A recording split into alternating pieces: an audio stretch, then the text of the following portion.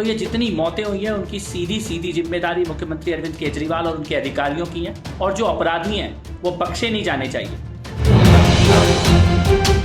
नमस्कार, आप देख रहे हैं वीके न्यूज और मैं युधिष्ठिर उपाध्याय। राजधानी दिल्ली में कोरोना भयंकर रूप से कहर बरपा रहा है। जिधर देखो उधर अस्पताल भरे हुए हैं, लोग सड़कों पर ही दम तोड़ रहे हैं। सबसे भयावह बात तो यह है कि दिल्ली के अंदर इतनी मौतें हो रही हैं कि शमशान और कब्रिस्तान में भी अंतिम संस्कार के लिए जगह तक नहीं मिल पा रही है, और अब पार्कों को ही शमशान में बदला जा रहा है। राजधानी के बिगड़ते हालातों के पीछे की बड़ी वजह है दिल्ली सरकार की निष्क्रियता, क्योंकि इस महामारी से लड़ने के लिए जहां अलग अलग राज्यों की सरकारें अपने अपने हिसाब से कदम उठा रही हैं, तो वहीं दिल्ली की केजरीवाल सरकार घटिया राजनीति करते हुए खुद को चमकाने की कोशिश कर रही है। लेकिन ये कोशिशें असल सच्चाई सामने आने के बाद नाकाम भी साबित हो रही हैं, क्योंकि एक तरफ तो दिल्ली हाई कोर्ट राजधानी के मौजूदा हालातों को देखते हुए केजरीवाल सरकार को फटकार लगा रही है, यहां तक कि कोरोना से बिगड़ते हालातों को देखकर केंद्र को दिल्ली की कमान सौंपने तक की बात भी कह डाली। कोरोना से लड़ने के लिए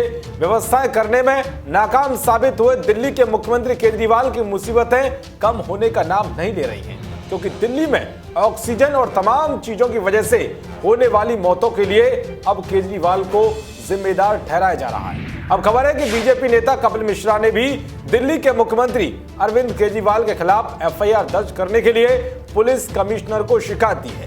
कपिल मिश्रा ने उन्हें आपराधिक उपेक्षा का आरोपी बताया है। उन्होंने अपनी शिकायत में कहा है कि मुख्यमंत्री की आपराधिक लापरवाही के कारण ही दिल्ली में सैकड़ों लोगों की जान गई है। कपिल मिश्रा ने यह शिकायत दिल्ली के पुलिस कमिश्नर को मेल की है। उन्होंने कमिश्नर से 3 विषयों पर जांच करने का आग्रह किया है। नंबर 1, लापरवाही से हुई मौतें।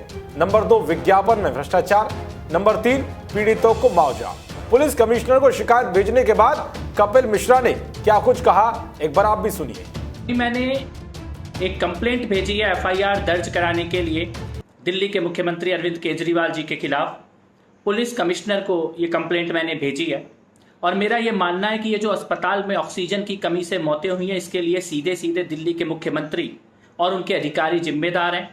जिस प्रकार की लापरवाही, गलत ऑर्डर वहां पर दिए गए, ऑक्सीजन होते हुए भी ऑक्सीजन अस्पताल तक नहीं पहुंचने दी गई, ऑक्सीजन की सप्लाई डाइवर्ट की, जो सुनवाई कोर्ट में हो रही है उससे ये जयपुर गोल्डन हॉस्पिटल के और अन्य हॉस्पिटल के अधिकारियों के बयान बतलाते हैं कि सरकार ने लिखित में आश्वासन दिया था कि ऑक्सीजन पहुंचेगी, पर ऑक्सीजन नहीं पहुंची।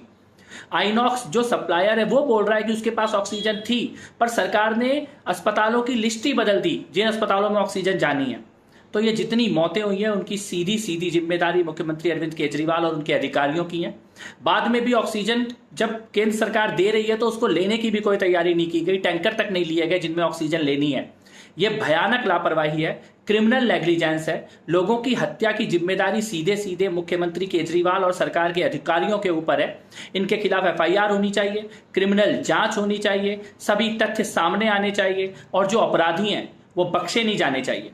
साथ ही जिस भी व्यक्ति की दिल्ली में अस्पताल में ऑक्सीजन की कमी से मृत्यु हुई है उनको मुआवजा मिलना चाहिए दिल्ली सरकार के द्वारा, क्योंकि उनकी लापरवाही के कारण, उनके पाप, उनके अपराध के कारण इतने लोगों की मौतें दिल्ली में हुई है। सरकार अगर अपना काम करती तो इतनी मौतें नहीं होती। और दूसरा, मैंने ये निवेदन किया है कि जांच कीजिए ये जो करोड़ों रुपए के विज्ञापन रात दिन टीवी में, अखबार में, रेडियो में चलाए जा रहे हैं, इसमें भ्रष्टाचार की जांच होनी चाहिए। इसमें क्या मीडिया के द्वारा वापस केजरीवाल को और आम आदमी पार्टी को कोई कमीशन या किकबैक मिल रहा है, इसकी भी जांच होनी चाहिए। दिल्ली को अकाउंटेबिलिटी चाहिए, दिल्ली को ट्रांसपेरेंसी चाहिए। मुख्यमंत्री केजरीवाल और उनके अधिकारी गण लोगों की मृत्यु के जिम्मेदार हैं और उन पर एफआईआर होनी ही चाहिए। तो इसी बीच केंद्र सरकार की ओर से राष्ट्रीय राजधानी क्षेत्र शासन संशोधन कानून 2021 यानी कि GNTCD एक्ट को मंजूरी दे दी गई है। यानी कि अब दिल्ली में सारे बड़े और अहम फैसले उपराज्यपाल की अनुमति के बाद ही लागू किए जा सकेंगे। एक तरह से अब दिल्ली के मुख्यमंत्री से अहम शक्तियां छिन गई हैं और उपराज्यपाल के हाथ में आ गई हैं। यानी कि संकट की इस घड़ी में राजनीति करने वाले सीएम केजरीवाल बुरी तरह से फंस गए हैं। देश और दुनिया की तमाम खबरों को पाने के लिए देखते रहिए वीके न्यूज। नमस्कार।